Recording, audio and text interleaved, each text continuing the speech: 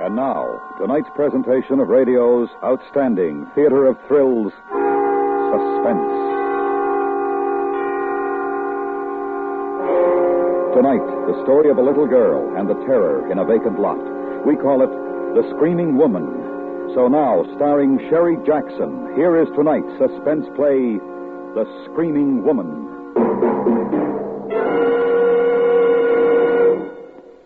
Margaret Leary, and I got to tell you how it happened. It was Thanksgiving Day, and it was nice and sunshiny, almost like summer except cooler. Mama was cooking the turkey, and I was watching. And Mama said to me, "Oh, good heavens, I forgot. Your Aunt Betty's made some cranberry relish for us. Run over and get it, Margaret, so her feelings aren't hurt. And hurry, dear, this turkey's done to a turn."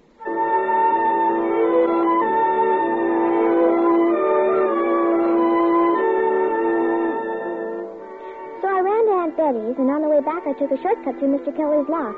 It's a swell place to play Indians and cowboys, or explore, or hunting for treasure, because trucks dump all kinds of stuff there. Loads of dirt and junk, and even big things like old cars and big pipes and chunks of concrete. Well, this day, coming back from Aunt Betty's, I saw that a lot of new junk of dirt had been dumped there since Saturday. They'd even covered up a swell big concrete pipe that us kids called our fort. Covered it clear up. Well, I was looking around to see where it used to be, when all of a sudden, the sound was coming up out of the ground.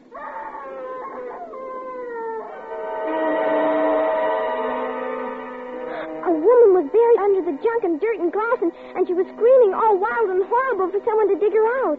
I started to run. I fell down and got up and ran some more. It was an awful, awful long way to our house that day. Margaret. Mama. Margaret, haven't I told you not to slam the door? Oh, is that the relish? Listen, Mama, there's a screaming woman in the lot. Wash your hands, Margaret. She was screaming and screaming and screaming. Mama, listen to me. We gotta dig her out. She's buried under tons and tons of dirt. Well, I'm sure she can wait till after dinner.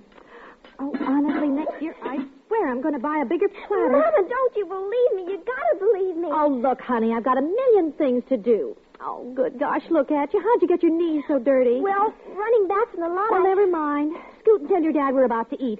He's in the front room reading his paper. Dad! Oh, Dad, I gotta tell you something. You getting hungry, baby? Dad, there's a screaming woman in the lot. I never knew a woman who didn't. We gotta get picks and shovels and dig her up. Dad! Oh, I don't feel much like an archaeologist today, Margaret. Can't think of anything but food. Let's have an expedition next Sunday and dig her up. We can't wait that long. Dad, she'll die if we don't do it now. Calm down now. Dad, please. Listen, dear. After our Thanksgiving dinner, I'll come out and listen to your screaming woman. How's that? No, Dad. Maybe she'll die if you don't come out now. You've got to come now. Margaret? If you believe me, you wouldn't wait. Margaret, listen. You never believe me. Mama doesn't believe me. Nobody believes Margaret, me. quiet down right this minute. Or I not only won't go with you, but you'll go to your room and stay, and without your Thanksgiving dinner. Now, is that clear? Yes, sir. It's clear.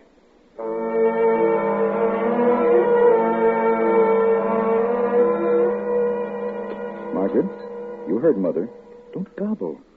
But, Dad, we've got to hurry. My dear young lady, this is Thanksgiving dinner, an occasion when we do not hurry. Oh, please, Listen, Dad. if you pester me any more, if you mention her again, this screaming what's-this, I won't go out with you to hear her recital at all. Now, is that understood? Yes, sir. It's understood. Well, now that I can be thankful for a full stomach, I guess we should consider what other things we have to be thankful for. Well, we're all healthy. And I'm thankful for my big daughter. Right, baby? Yes, Dad. And for my loving wife, who is still the most romantic woman I know. Oh, silly. I'm thankful I didn't marry somebody else. Well, you nearly married Dora Lampo. You even gave her a ring. Oh, that never meant a thing. No, you've only had one serious competitor since we were all kids. Oh, who? Helen Nesbitt. Yeah, Helen was my first love. When she was about as old as Margaret, I gave her a present one Christmas, and she gave me one. I still have it. That paperweight on your Yeah. desk. It's funny how we hang on to things that were important when we were kids. Dad.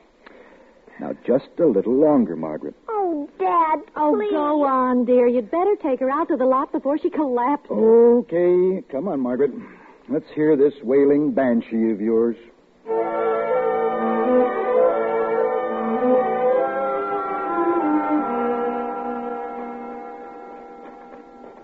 just where is this screaming woman of yours?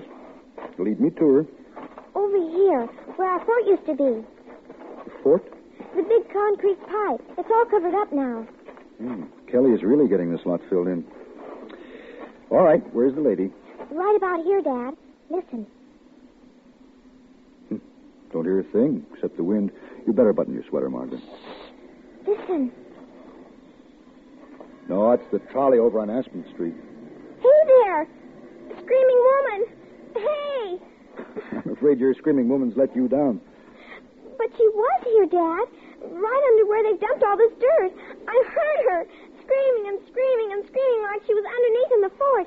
Somebody's dumped tons and tons right on top of our fort. Oh, well, that's too bad they buried your fort, dear. I saw two of Kelly's big trucks here last evening, and there was a dump truck in here this morning, too. It isn't because they covered the fort. Well, it must be your screaming woman doesn't like grown-ups. Only delivers her solo for kids. Maybe she can't scream anymore. Well, I'm going to take a nap now. Let my dinner settle. Aren't you going to help me, dear? Don't you think this is a sort of silly game? It's not a game. All right. All right, dear, but don't stay too long. Mama probably would like some help with those dishes. Dad! Oh, I know I heard her scream. I know it. Oh, darn.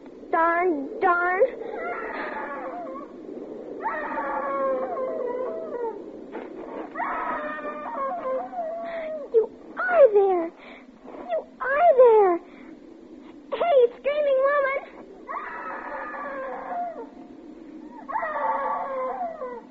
Why didn't you scream before? Why didn't you scream so Daddy could hear you? Oh, just don't scream for me. I can't help you all by myself.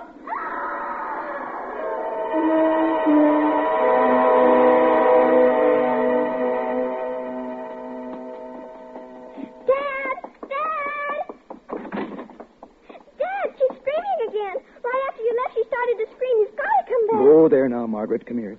Let me feel your head. Please, Daddy, please. Oh, please, you've got a fever. Please, Now, you're going to lie down, young lady. We can't leave her down there, Dad. We can't. Come along in your room. It's awful, Dad. It's awful for her to be screaming and screaming and nobody listening or caring. Margaret. She'll choke when there isn't any more air and then she'll die. You're going to lie down the rest of the afternoon before you make yourself sick. No, I've got to dig her up. I've got to go back. It's all those comic books you've read, darling. Now, I forbid you to leave the house. Close your eyes and take a nap like a good little girl. What am I going to do? What am I going to do?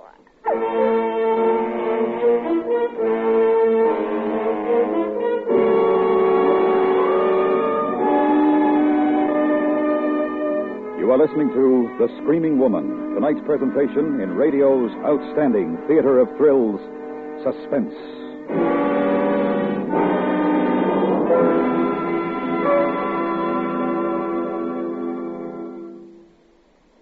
Today begins Red Cross Month, a reminder to all Americans, whether or not you have ever benefited personally from the far-flung effective relief and rehabilitation programs of your Red Cross.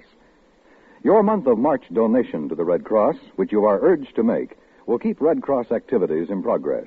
But you are urged to take a still more important step in addition. You are urged to be an active member of your local Red Cross chapter. Remember, the Red Cross is people helping people. Join and serve more effectively to benefit should the need arise. And now, we bring back to our Hollywood soundstage Sherry Jackson, starring in tonight's production of The Screaming Woman, a tale well calculated to keep you in suspense.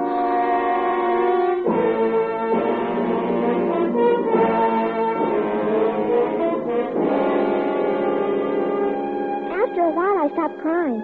I had to get back to the lot where that woman was screaming, but I was locked in. So I tied a sheet to the bed and let it out the window and shinnied down to the ground.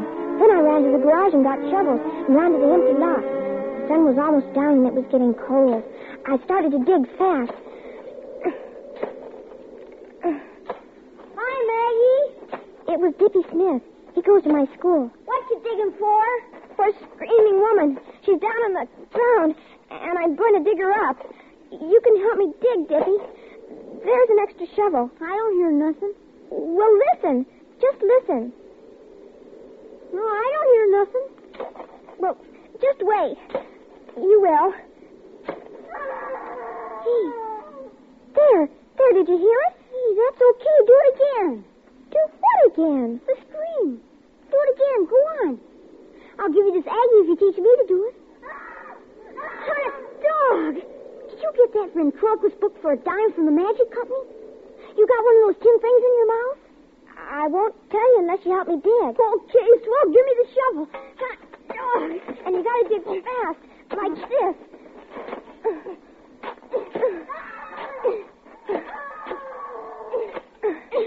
Boy, you think she was right under our feet. Oh, you're wonderful, Maggie. What's the screaming woman's name? Made up a name for her yet? Oh, sure. Her name's Shirley Miller, and she's a rich old lady, 160 years old, and she was buried by a crook named Spike. Come on, Dippy, dig!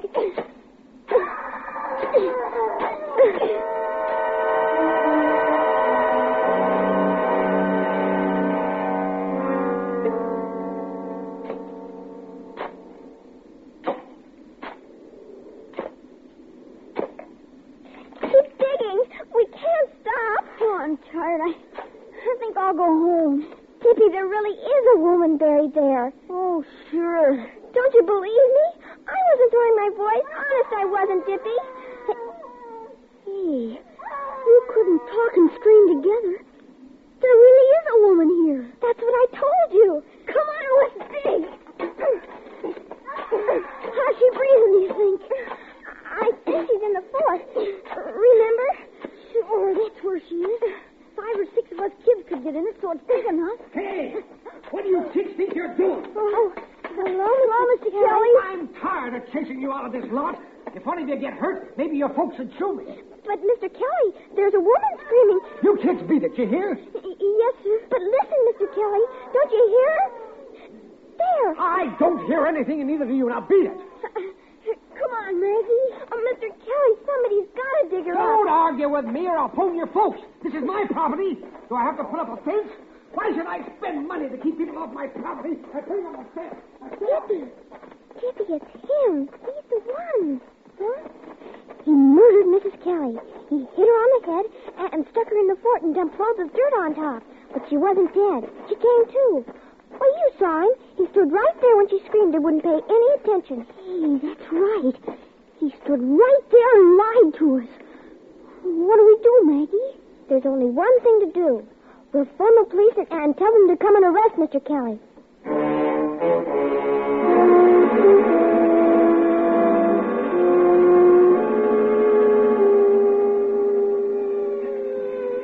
They sure got here fast, Maggie. Don't make a sound. Stay down. Mr. Kelly might get desperate and shoot or something.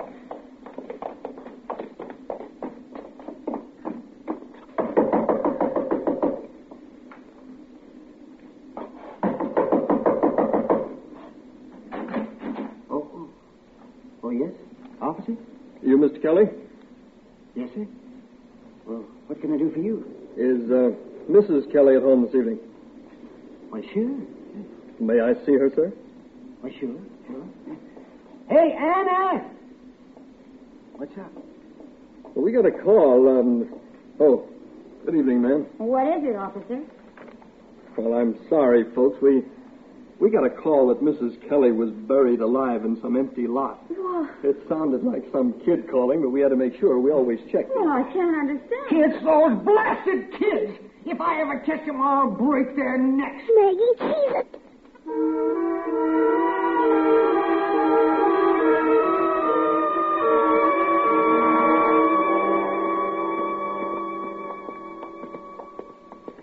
Boy, if Kelly telephones my dad, I'll get a licking. What'll we do about the screaming woman? Oh, to heck with her. I'm not going near that lot again. Wait a minute, Dippy. I know why he didn't hear the screams. Kelly's sort of deaf. Mama says he's hard of hearing. Well, he heard us, didn't he? He heard the cop. He reads people's lips, but he couldn't hear the screaming woman because he couldn't see her. Dippy, come on. We gotta go dig some more. No, sir. We got to. We're in a pack of trouble because of your darn old screaming woman. I'm not going to get in any more trouble. No, sir. So long, Maggie.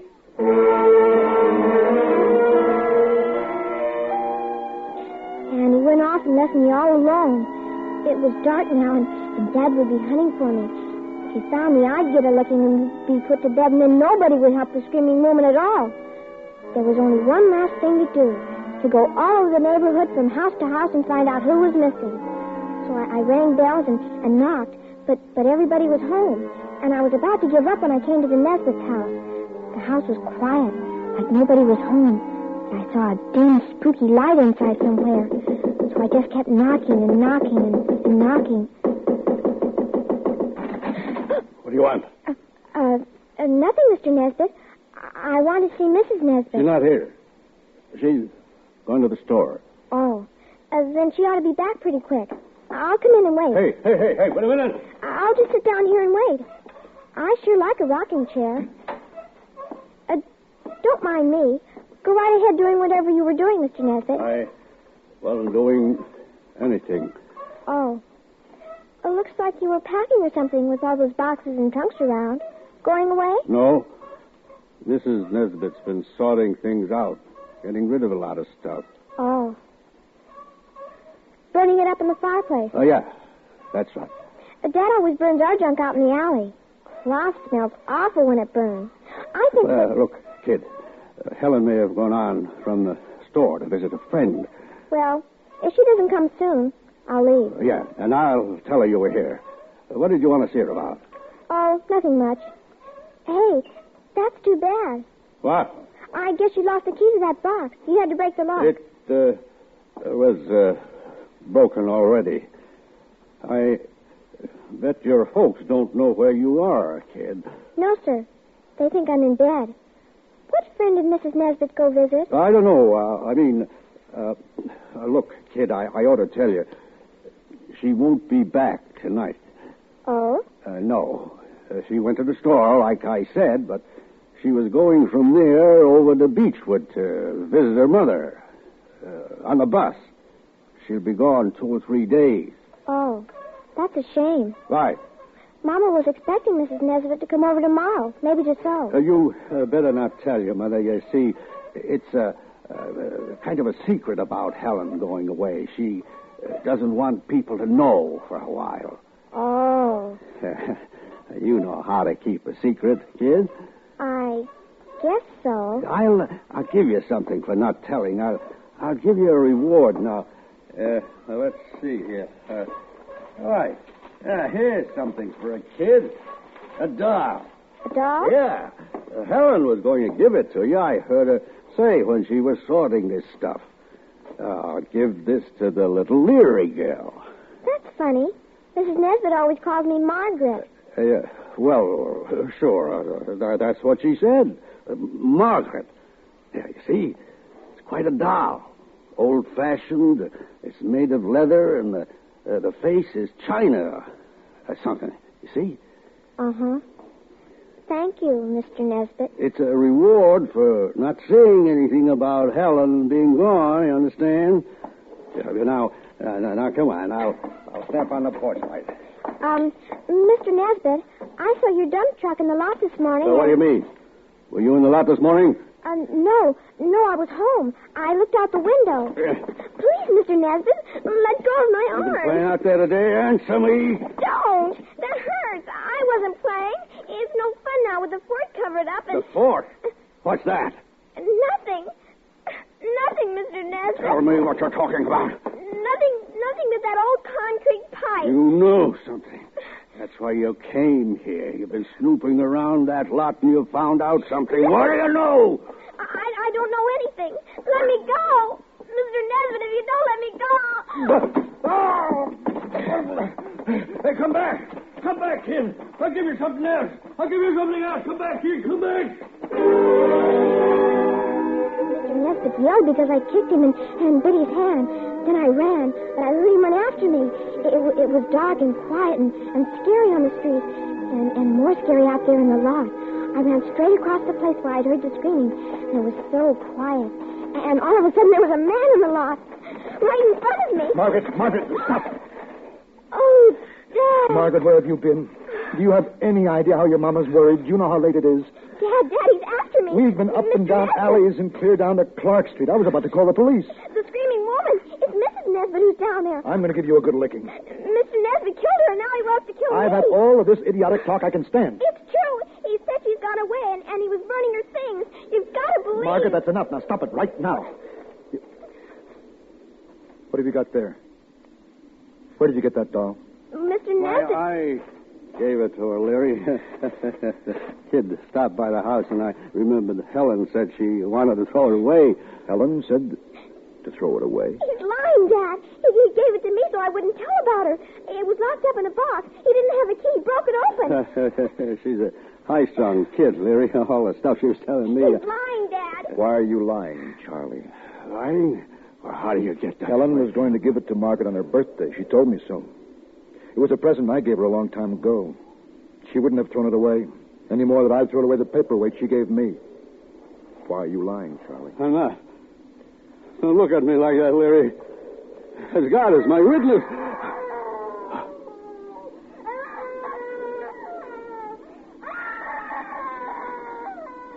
It's her, Dad. It's the screaming woman. As God is your witness. No! Leary! No! No! Hey, Margaret, run to the house. Phone the police and tell them to hurry. Tell them we've got to dig.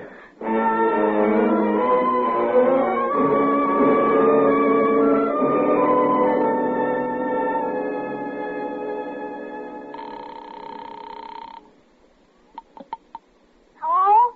Hi, Dippy. Everything's fine. Everything's worked out keen. The screaming woman isn't screaming anymore. They got a lot of people down there digging her up. Hey, swell. Hot dog. And you know what else, Dippy? They uncovered our fort again. And now we'll be able to get the kids and play in it tomorrow.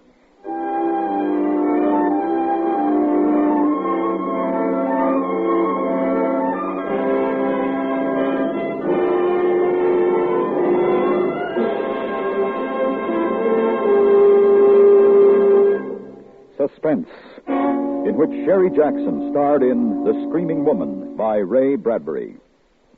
Next week, the story of a man who tries to escape his past and is faced with no future. We call it Nobody Ever Quits. That's next week on Suspense.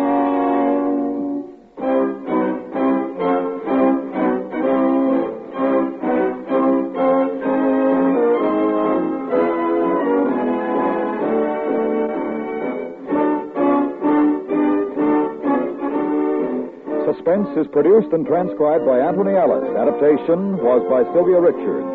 The music was composed by Lucien Marwick and conducted by Wilbur Hatch.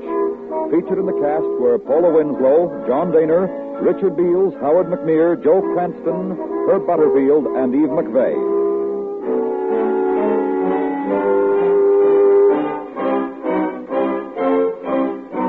Join the FBI in Peace and War Wednesday nights on the CBS Radio Network.